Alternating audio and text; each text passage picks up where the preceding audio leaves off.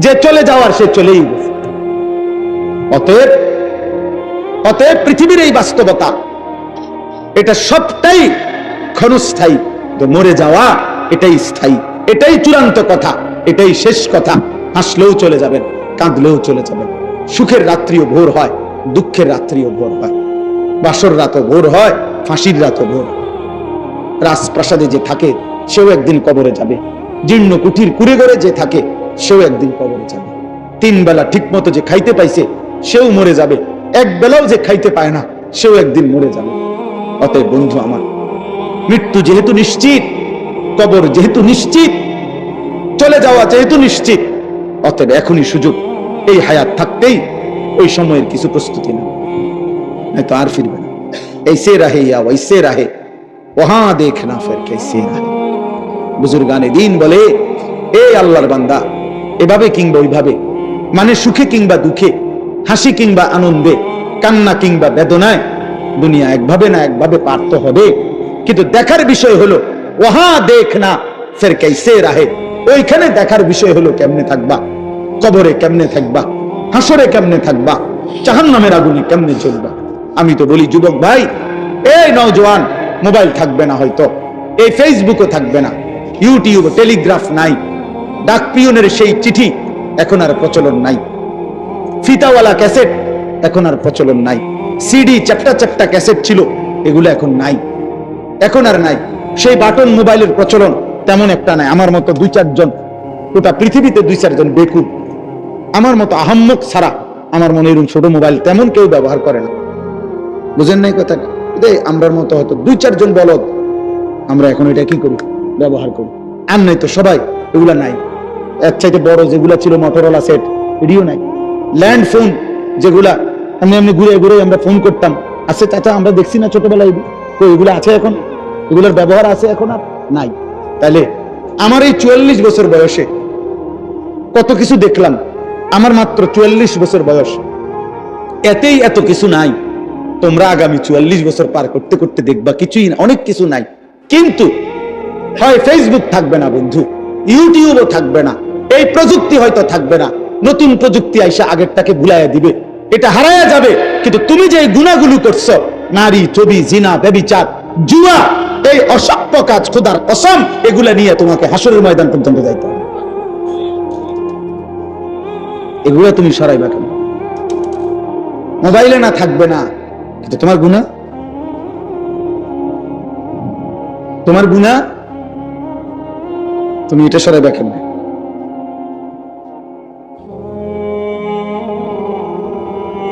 বলেন, কি পরিমাণ যুবক আজকে অনলাইনে জুয়া খেলে, প্রতিদিন লক্ষ লক্ষ যুবক। আপনারা বাবারা জানেনও না, এখন আর ওই কোনাকানিতে জুয়া খেলে না। এখন সবাই আপনার ঘরে, আপনার সন্তান পাশের রুমে সারা রাত অনলাইনে মোবাইলে হয় জুয়া খেলে, নয়তো নারীর উলঙ্গ ছবি আপন ঘরে। চেহারা শুরু দেখলেই তো বোঝা যায়, চুল চেহারা কালো, মলিন, সাফা সুফা ভিতরে ঢুকে গেছে, অল্প বয়স্ক। দেখায় বুঝাই যায়। দিনের পর দিন এক ওয়াক্ত নামাজ নাই, একটা সেজদা নাই কপালে, অভিশপ্ত ওই চেহারা দেখলেই তো বোঝা যায়, অভিশপ্ত ওই চেহারা দেখলেই তো বোঝা যায়, বেনামাজির চেহারা দেখলেই চেনা যায়। তুমি যত পাউডারই দাও বাবা, বুঝা যায়, হাইওয়ানের চেহারা বুঝাই যায়। আল্লাহ আমাদেরকে বুঝতাম। এই শেষ কথা হলো, এখন আমাদের প্রত্যেকের এটা, আমি যে আয়াতটা পড়ছি, এই আয়াতের মূল বক্তব্য কি? আল্লাহ তাআলা বলছেন, নারী কিংবা পুরুষ, পুরুষ কিংবা নারী, জওয়ান কিংবা বৃদ্ধ, কারো দ্বারাই যেন সমাজের মধ্যে, মুসলিম জনবসতিতে অশ্লীলতা, বেহায়াপনা, অসভ্যতা, নোংরামি যেন না ছড়ায়। যে নারী বেপর্দা, যে মেয়ে বেহায়া, যে মেয়ে চরিত্রহীন, যে মেয়ে মহিলা পর পুরুষকে নিজের শরীর, যৌবন, দেহ প্রদর্শন করে, হারাম কোন সম্পর্ক করে, হারাম কোন প্রেমের নামে অশ্লীলতা, ব্যভিচার, জিনা, অসভ্যতার নোংরামি করে। মনে রাখবেন, জিনা কিন্তু শুধু লজ্জাস্থানের অপকর্মকেই জিনা বলে না। জিনা হাতে ছুঁয়েলে কোনো ভিন নারী, সেটাকেও হাতের জিনা বলে। নবীজি বলছেন, চোখ দিয়ে কোনো ভিন নারী দেখলে এটাকে চোখের জিনা বলে। পাও দিয়ে কোনো ভিন নারীর সাথে হাঁটলে এটা পায়ের জিনা। কোন অন্তর দিয়ে ভিন নারী সম্পর্কে কল্পনা চিন্তা ভাবনা করলে এটা অন্তরের জিনা। লজ্জাস্থান দিয়ে জিনা করলে সেটাও জিনা লজ্জাস্থানের, সবটাই জিনা। আল্লাহ তাআলা এই আয়াতের মধ্যে বলছে, যার দ্বারা জিনাকেই বলে অশ্লীলতা, অশ্লীলতাকেই বলে জিনা ব্যভিচার। অর্থাৎ নারীকে কেন্দ্র করে যে গুনাহ, নাচ গান, বাদ্য, বেপরদিগি, বেহায়াপনা, হারাম প্রেম ভালোবাসার নামে হারাম সম্পর্ক, এই যেই কোনো রকমের গুনাহ কোন নারীর দ্বারা, নারীকে মাধ্যম করে হয়, এটাকে বলে আরবিতে ফাহিশা, অশ্লীলতা। ফাহশা অশ্লীলতা, ফাওয়াহিশ অশ্লীলতা। এটা কোরআনে আল্লাহ বারবার নিষেধ করছে, বারবার। ওয়ালা তাকরাবুজ জিনা ইন্নাহু কানা ফাহিশা। আল্লাহ বলছে জিনার কাছে যেও না, এটা ফাহিশা। ওয়ালা তাকরাবুল ফাওয়াহিশা মা যাহারা মিনহা ওয়া মা বাতান। আল্লাহ বলছে প্রকাশ্যে কিংবা গোপনে অশ্লীলতার কাছেও যেও না। আল্লাহ বলছে কুল ইন্নাল্লাহা লা ইয়া'মুরু বিল ফাহশা। নবী বলে দেন, আল্লাহ কোনো অশ্লীলতার আদেশ করে নাই, তোমরা করবা না। এভাবে বারবার আছে, বারবার বারবার বারবার। আল্লাহ বলছে ওয়ালা ইয়াজনুন, জিনা করবা না। ওয়া ইয়াফআল যালিকা ইয়ালকা আসামা, যে জিনা ব্যভিচার করবে আমি নিশ্চিত আল্লাহ ওয়াদা দিছি তোমাকে শাস্তির মুখোমুখি হইতে হবে। কেমন শাস্তি? ইউদাআফ লাহুল আযাবু। আল্লাহ বলে প্রত্যেকটা শাস্তি দ্বিগুণ করে দেওয়া হবে। তোমার সমস্ত পাপের শাস্তি জিনার কারণে দ্বিগুণ করা হবে। আল্লাহর নবী বলছে, খোদার কসম বন্ধু, বুখারী মুসলিমের হাদিস, নবীজি বলছে লা ইয়াজনি জানি হিনা ইয়াজনি ওয়া হুয়া মুমিন। যখন কেউ জিনা করে, নবী বলছে সে মুমিন থাকে না, সে মুমিন থাকে না, সে মুমিন থাকে না। জিনাকারী মুমিন হয় না। আয-যানি লা ইয়ানকিহু ইল্লা যানিয়াতান। আল্লাহ কোরআনে বলছে জিনাকারী পুরুষ কোন জিনাকারী ব্যভিচারী নারী ছাড়া অন্য কাউকে বিবাহ করতে পারে না। অতএব অসৎ ছেলে, মনে রাখো তোর বউ হবে 6 নম্বর। তখন বুঝবি বাপ, অন্ত মানুষের বেডি চাও, মনে করো তেমন অসুবিধা নাই, মানুষের বেডি চাইয়া শেষ। কিন্তু যেদিন তোমার ঘরে বউ আসবে আর টের পাইবা বেডি 3 নম্বর, তখন বুঝবা দুনিয়ার ঘরটাই হয়ে যাবে জাহান্নামের টুকরা। খোদার গজব সেদিন টের পাইবা। বেডি যখন ফাসাদ লাত্তি দিবে, তখন বুঝবা। এই বেশি দিন দেরি না, রঙের গুড্ডি উড়াও। রঙের গুড্ডি কি আমরা জানি না। প্রতিদিন কি পরিমাণ মানুষের পারিবারিক অশান্তির কথা শুনি চাচা, মনে হয় মাঝে মাঝে কাঁদি। সব পাবলিকের কাছে কে বলে তো আমগো কাছে দোয়া চাই যে, বুঝেন নাই কথাটা? এটা স্বাভাবিক। দোয়া আমগো কাছে তো কানে কানে বলে, আলাদা বলে পারিবারিক অশান্তির কথা। কোটি টাকার মালিক, আমি তো ঢাকা শহরে জুমা পড়াই চাচা, 1000 কোটি টাকার মালিক তো আমি চিনি, আমগো মুসল্লি তো কোটি টাকার মালিক তো আমরা চিনি। একাকি যখন বলে আর কাঁদে, মনে হয় যেন আমি একটু কাঁদি। বাইরে নামনে ফিটফাট, তার ভিতরের কষ্টে তো জাহান্নামের আগুন জ্বলে। স্ত্রী অবাধ্য, মেয়ে অবাধ্য, ছেলে আরেক মাইয়া লইয়া বাইয়া গেছে, মাইয়া আরেক ফোলা লইয়া ঘর করতেছে, হাতের থেকে মাইয়া লইয়া ফুটছে। একদিন এই কিছুদিন আগে এক ভদ্রলোক বলতেছে, কাঁদতেছে আমার কাছে, হুজুর আমি তার এত কি MBA না কি যেন একটা পড়া আছে না, MBA পড়াইছি পোলারে, কয়েকটা বব ঘুরে রাস্তা রাস্তায় ঘুরে ফুটপাতে থাকে, এরকম এক লোকের একটা মাইয়া লইয়া তেয়া পড়ছে। হুজুর আমি যে আজকে তারে 25টা বছর 22টা বছর পড়াইলাম, আমারই রক্ত পানি করলাম, তারে প্রাইভেট ইউনিভার্সিটিতে পড়াইতে যে কোটি কোটি টাকা খরচ করলাম, আমার বিনিময়টা কি? বলো বাবা। প্রিয় বন্ধু, আল্লাহ তাআলা বলছে এই কথাই, তোমার দ্বারা যেন কোনো অশ্লীলতা না চলে, কোন মেয়ের দ্বারা যেন কোনো অশ্লীলতা না চলে। আমাদের এই বালিকা মাদ্রাসাগুলো কি জন্য? দিন শেখাবার জন্য, আখলাক শিখাবার জন্য, চরিত্র শিখাবার জন্য। এক মেয়েকে এটা বলার জন্য, তোমার ইজ্জত, তোমার সতীত্ব, তোমার চরিত্র এটা এক পবিত্র আমানত, এটা শেখানোর চেষ্টা করা, এটা বুঝানোর চেষ্টা করা। তারে কোরআনের আলো দেওয়া হয়, তারে সুন্নার আলো দেওয়া, বিনিময়ে সে বুঝে আমার ইজ্জতের দাম অনেক, আমার সতীত্বের দাম অনেক। রাস্তার বখাটে দুশ্চরিত্র খারাইয়া মুতে এরকম অসভ্য জানোয়ারের জন্য আমার জীবন না।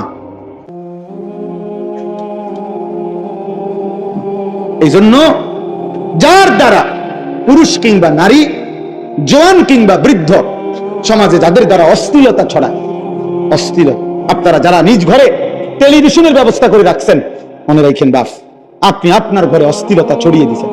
কারণ আপনার স্ত্রী, ছেলে মেয়ে, নাতি নাতনি আপনার দেওয়া এই টেলিভিশনে, আমনের দেওয়া ডিশের বিল দেন আমনে, টাকা দেন আমনে, বিল দেন আমনে, বিদ্যুৎ বিল, ডিশের বিল, তাহলে আমনের ইন্তেজামে ওরা উলঙ্গ ছবি দেখে।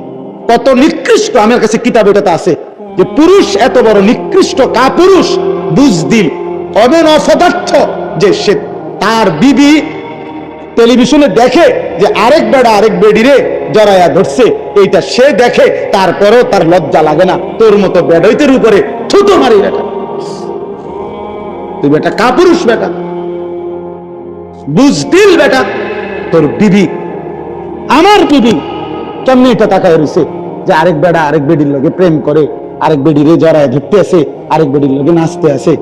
এবার জানে এটা, এটা দেখে না?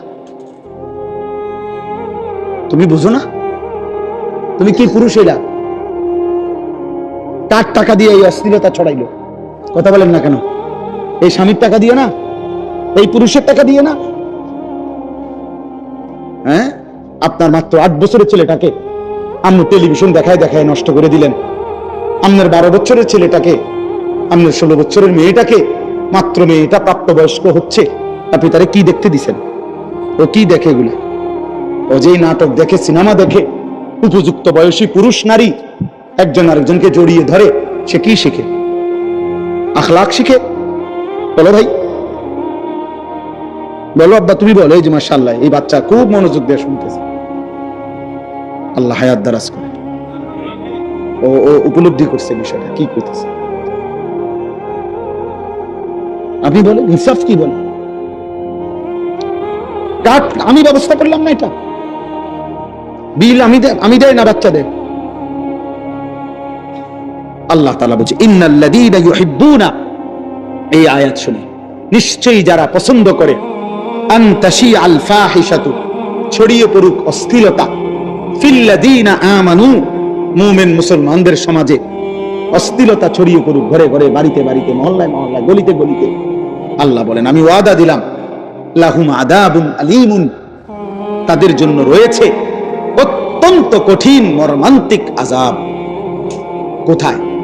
ফিদ দুনিয়া ওয়াল আখিরাহ, দুনিয়াতেও আখিরাতে। এই মুশকিল কিন্তু এনে ভাই, শুধু ফিটা যদি আখিরাতে ফিরতো তো নইলে আমনে হন কইতেন যে আচ্ছা যাক, পরে ফিরতে ফিরুক, আপাতত তো ফিরে না। আল্লাহ বলছে ফিদ দুনিয়া ওয়াল আখিরাহ, আমি তাকে দুনিয়াতেও বেইজ্জতি করব, আখিরাতেও করব। আল্লাহু ইয়ালামু ওয়া আনতুম লা তা'লামুন, আল্লাহ বলেন কাকে আমি কেমনে শাস্তি দেব দুনিয়ায়, আখিরাতে আমি জানি, তোমরা জানো। সবার শাস্তির ধরন একরকম হতে পারে। আপনি মরে গেছেন, আপনার নাতনি, আপনার আপন পুতের ঘরের নাতনি আরেক ফুলার লগে ভাগ্যে গেছে, তো আপনার মৃত অবস্থায় তো আপনি অভিশপ্ত যে তার নাতনি, এটাও কি আপনার জন্য বেইজ্জতি না? কথা বলেন না কেন? এটার জন্য আপনার বংশের অপমান না? তাইলে বলে ধরে নিলাম কোনো না কোনো ভাবে আল্লাহ বলছে আমি তোরে বেইজ্জতি করব। এই কথা, এটাই আয়াত, এই একটা আয়াতেই পড়ছে ইন্নাল্লাযীনা ইউহিব্বুনা আন তাশিআল ফাহিশা, আমার দ্বারা যেন কোনো অশ্লীলতা না চলে, আমি কোনো গুনার পরিবেশ তৈরি করে যাব না, এটা আমার সিদ্ধান্ত থাকতে হবে। আমার ফুট কানতে কানতে মরে যায়, আর কানতে কানতে মরে না। মেয়ে কানতে কানতে মরবে না, টেলিভিশন না দেখা হয় কতক্ষণ কানবো, চাইতে কান্দুক, মোবাইল তারা আমি দেখতে দেব না, তাই কতক্ষণ কানবো, 2 ঘন্টা নাহলে 4 ঘন্টা, এরপর আস্তে 2 দিন 4 দিন 10 দিন কানতে কানতে একদিন সে বুঝবে এটা আমারে দিবে না। কথা বোঝেন নাই? সে ঠিকই কি ফিরে আসবে। আমার জীবনে আমার একজন ঘনিষ্ঠ আত্মীয়, আমার পরিবারের একজন, আমি ছাত্র জীবনে তখন শেষ না, ছাত্র জীবনে আমি তখন মাত্র নতুন চাকরি করি। আমার ঘরের পরিবারের একজন, আমার ফ্যামিলির বংশের কাছের একজন ক্রিকেট বিশ্বকাপ শুরু হয়েছে, তো হেতে একটা ছোট টেলিভিশন কিনে আনছে, ছোট্ট, এটা দিয়ে রাত্রে হেতে ক্রিকেট খেলা চাইতো। তো খুব ক্রিকেট খেলার ফোক আছিল সাউনের আর কি, তো এইটা দিয়ে চাইতো। আবার লুকাইয়া বালিশের কভারের ভিতরে এটা রেখে দিত হেতে। আমি এটা টের পাইছি একদিন। তো পরে রাই যখন আসতে বাইরে গেছে, আসতে আমি রানতে বাইরে কইরা ভাঙ্গা একটা গুঁড়ো গুঁড়ো বানাই দিয়েছিল, বানাইয়া মানে গুঁড়া গুঁড়া টুকরা টুকরা কইরা ভাঙ্গা একটা শপিং ব্যাগ পলিথিনের মতো এটার মধ্যে লইয়া হবে হেতে আইসে। আর তারে আমি কইলাম নাম ধরে যে 10 সাইড বাইরে হালাই দিয়া, হেতে তো এটা দেখেই বুঝছে দুটি কি হালাইতে দিচ্ছে। আর একটা শব্দ এতে জিগাইছেও না, এটা কি, কেন ভাঙলেন, হেও আর কথা কইছে না, আমিও আর কোনো কথা বলছি না, যেটা ভাঙবেন আমার এটা ভাঙিয়া বলছে। অত বুঝছে যে আমার এটা দেখতে দিবে না। প্রিয় ভাই আমার, অতএব একটা জরুরি কথা মনে রাখবেন,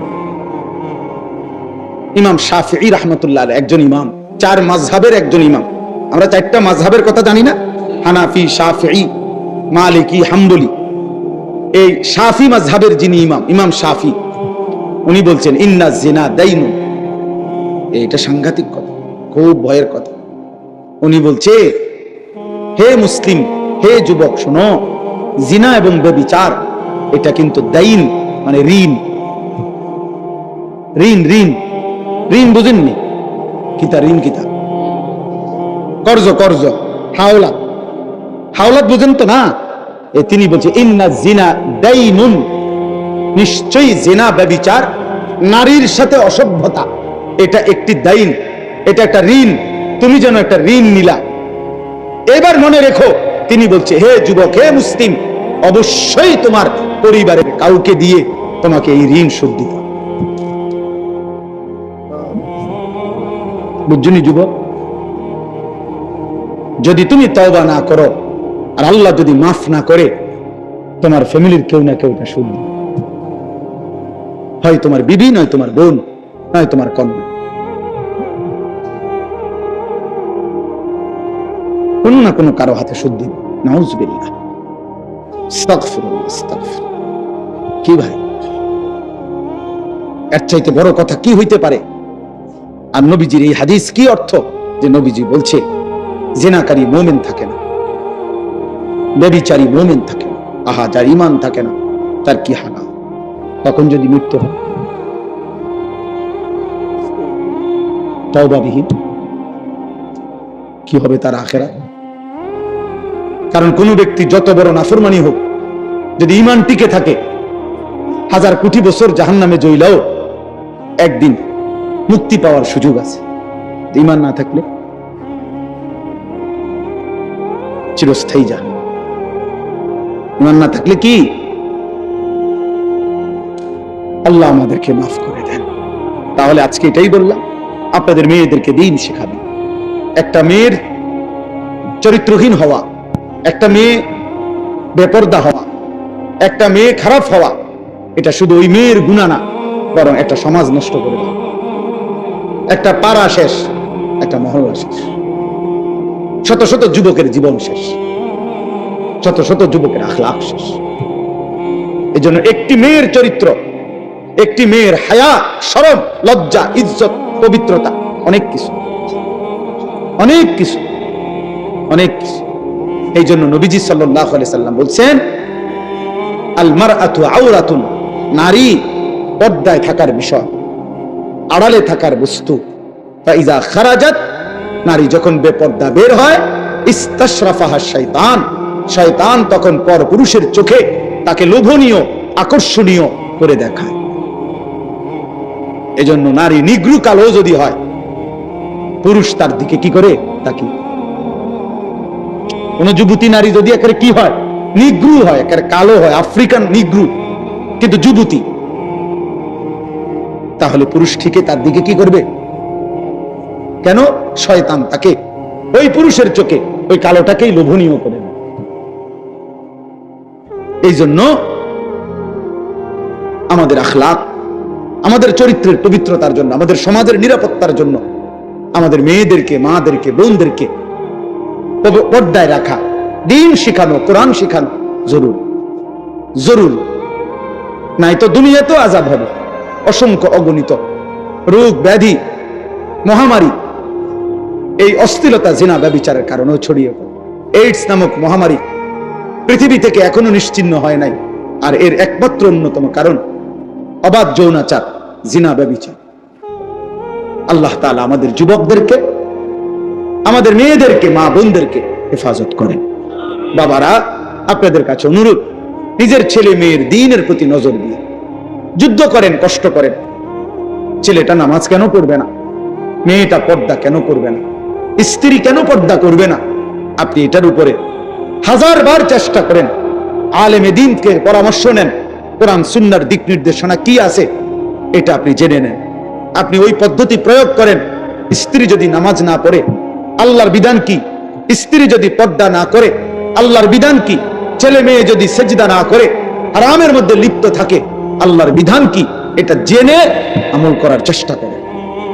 এমন নয়তো আপনিও আটকাবেন, সন্তানাদিও আটকাবেন। আখিরাতের ময়দানে কমপক্ষে প্রত্যেক মানুষকে নিজের এবং নিজ পরিবারের সদস্যদের ব্যাপারে আল্লাহ পাক জিজ্ঞাসা করবেন, এটুকুর জবাব সবাই দিতে হবে। কমপক্ষে এর মাপ কারণে আমি আর আমার বিবি বাচ্চা একই হিসাব আমারই দিতে হবে। তোমার বিবি বেনামাজি হলো কেন, বেপর্দা হলো কেন, তোমার ছেলে মেয়ে নামাজ পড়লো না কেন, আপনি কদ্দুর বলছেন, কি বলছেন, কদ্দুর চেষ্টা করছেন, আল্লাহর কাছে তো হিসাব আছে, ঠিক না? কথা বলে না কেন? আল্লাহর হিসাবে যদি হয় যে না, আমার বান্দা তার শেষ নিঃশ্বাস পর্যন্ত চেষ্টা করছে, তো ঠিক আছে, আল্লাহ মাফ করে দিবে। আর যদি আল্লাহ তো জানে আপনি কদ্দুর চেষ্টা করছেন, না করছেন, আপনি নামাজের ফিকির করছেন যেদ্দুর, বিদেশের ফিকির করছেন তাতে 100 গুণ বেশি। আরে তো বাদ দাও, লাগবে না, পড়লে ফরুক, না পড়লে নাই, চাই বিদেশ ফাটাই দাও। বিদেশের 12 লাখ টাকা ব্যবস্থা করতে দুয়ারে দুয়ারে ঘুরছেন আপনি, 3 লাখ টাকা সুদে লইছেন, 3 লাখ টাকা কিস্তিতে লইছেন, 6 লাখ টাকা জমি বেচা লইছেন, 12 লাখ টাকা মিলাইয়া বিদেশ ফাটাইছেন। আব্বা আফর হুজুরের থেকে আইয়া কইছেন, হুজুর খাস করে দোয়া করিয়েন তার লাগিয়া, আল্লাহ আল্লাহ কইরা বহুত কষ্ট করে টাকা মিলাইছি, খাস করে দোয়া করতো। কি দোয়া? হুজুরে কি দোয়া করতো? যে আল্লাহ, উনি যে সুদে টাকা দিল সেটি বরকত দেন নাকি? তো কি দোয়া করতো? হুজুরে কি দোয়া করতো? যে আল্লাহ ওনার কিস্তিতে বরকত দেন। এই দোয়া করলে তো হুজুরের ঈমান থাকবে না, জানেন এটা? হারামের উপরে দোয়া করলে কি থাকে না? ঈমান থাকে। এরকম দোয়া যদি কোনো হুজুর জেনে বুঝে করে, তো হুজুরের ঈমান থাকবে, তো মুসিবত না? মামুরে কি খামখেয়ালি মনে করছেন? হারামের উপরে দোয়া করা যায় না, হারামের উপরে আল্লাহর কাছে কি করা যায় না, এটা নিষেধ, হারাম এটা। এই জন্য বিদেশ পাঠাইতে আমি নিষেধ করি না। যার রিজিক বিদেশ, সে বিদেশেই যাবে, যার রিজিক এখানে, সেখানেই থাকবে। প্রতি লোকমা যার খাবার যেখানে, সে সেখানে পৌঁছবেই। কিন্তু আমার সিদ্ধান্ত থাকতে হবে, আমি হারাম করব, আমি হারাম নেব না, আমি আল্লাহর নাফরমানি মানব না। আমি যুদ্ধ আমার সন্তানের সাথে আপনি বলে দেন, বুঝায়, বাপ তুই আল্লাহকে সেজদা করো না, বিবি তুমি নামাজ পড়ো না, পর্দা করো না। তুমি মনে রাখো, যদি আমি দুনিয়াতে ভয়ে আতঙ্কে যদি তোমার লগে নাও পারি, তো মনে রাখো আমার মনের কষ্ট থেকে যাবে। আমি তোমার লগে পারলাম না, ঠিক আছে, কিন্তু তুমি আমার এটা মনে রাখো, আমি তোমার প্রতি অসন্তুষ্ট। ছেলেরে বইল বাপ, যে বাপ তোর উপরে আমি অসন্তুষ্ট, তো যে সন্তানের উপরে তার মা বাবা অসন্তুষ্ট, ও জাহান্নামী। যে স্ত্রীর উপরে তার স্বামী অসন্তুষ্ট, ওই মহিলা জাহান্নামী। তো তুমি তার বলো, তো নামাজ পড়বি না বেটি, পর্দা করবি না বিবি, তুই আমার হুমকি দাও, ঠিক আছে, তুই আমার জেল খাটাইবা, তুই আমার নারী নির্যাতন মামলা দিবা, ঠিক আছে, যাও, কিছুই করতে পারলাম না তোমারে, তো এর দূর মনে রাখো, আমার কলিজারা তো আটকে থাকতে না। কথা বলেন না কেন? কলিজারে কি জেল দিতে পারি? তো কলিজা দিয়া বলে গেলাম, আমি তোমার প্রতি অসন্তুষ্ট, এর দূরে লই সারবে। তো ওই মহিলা কেমনে জান্নাতে যাবে? স্বামীরে অসন্তুষ্ট রাখিয়া। ওই সন্তান কেমনে জান্নাতে যাইব? বাপ মারে অসন্তুষ্ট রাখে? বলেন চাচা। আল্লাহ আমাদেরকে হেফাজত করে, এই মাদ্রাসা আল্লাহ কবুল করে নেন। আপনারা অনেক কষ্ট করে বসছেন, আলহামদুলিল্লাহ এতটুকু বলার সুযোগ হয়েছে। আল্লাহ তাআলা আপনাদেরকে উত্তম বিনিময় দান করেন। আমার কাছে একটা চমৎকার কিতাব আছে, এই কিতাবটা আমি একজন বড় বুজুর্গের লিখিত কিতাব, একজন মুসলমানের জীবনের একেবারে জন্ম থেকে মৃত্যু পর্যন্ত আমাদের নবী সাল্লাল্লাহু আলাইহি ওয়াসাল্লামের জীবনের যত সুন্নাত, যত তরিকা, যা দরকার একেবারে খুঁটিনাটি বিন্দু বিসর্গ সব এই কিতাবের মধ্যে আছে।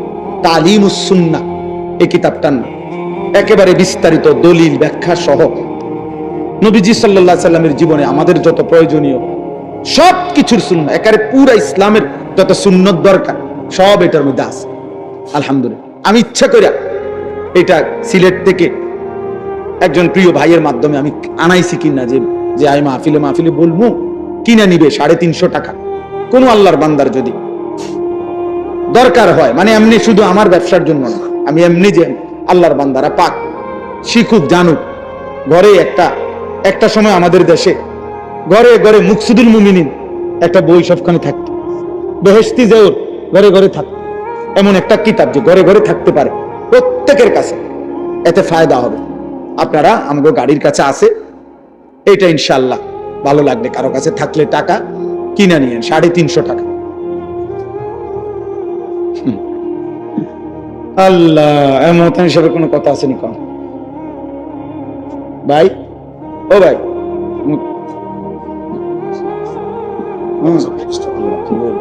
আপনার নাম কি? ও আমি দেখছি, আমি মনে হয়। আল্লাহ কবুল করে নেন।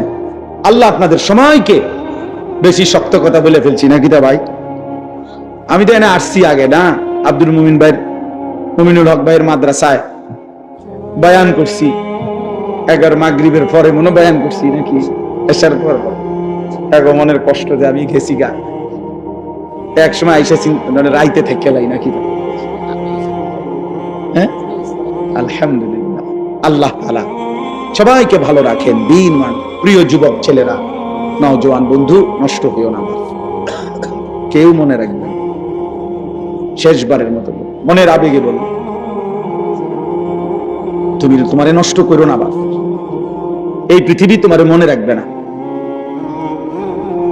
এই বন্ধুরা তোমারে মনে রাখবে, কেউ না, তোমারে আল্লাহ মনে রাখবে, তোমারে তোমার মদিনার নবী মনে রাখবে। তোমার জন্য যদি কেউ কাঁদে, সে তোমার মদিনার রাসূল কাঁদে। কেউ যদি তোমার জন্য চোখের পানি ফেলে, সে তোমার মা। কেউ যদি তোমার জন্য চোখের পানি ফেলে, সে তোমার বাবা। ওই বন্ধুরা চোখের পানি ফেলবে না। আল্লাহ আমাদেরকে হেফাজত করে।